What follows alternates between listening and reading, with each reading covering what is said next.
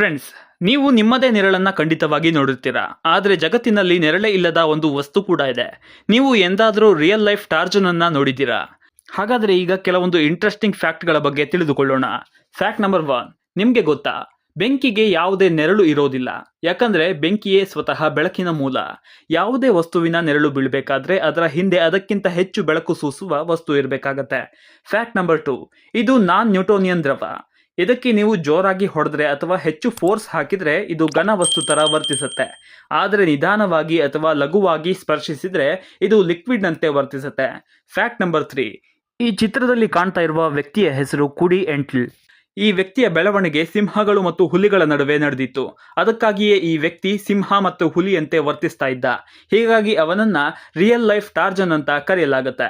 Fact number 4, ಈಗ ನೀವು screen ಮೇಲೆ ನೋಡ್ತಾ ಇರುವ ಈ ಫೋಟೋ ಸಾಮಾನ್ಯ ವ್ಯಕ್ತಿಯ ಫೋಟೋ ಅಲ್ಲ. ಇದು ಸುಮಾರು 2 ಶತಮಾನಗಳ ಕಾಲ ಜೀವಿಸಿದ್ದ ವ್ಯಕ್ತಿಯ ಫೋಟೋ.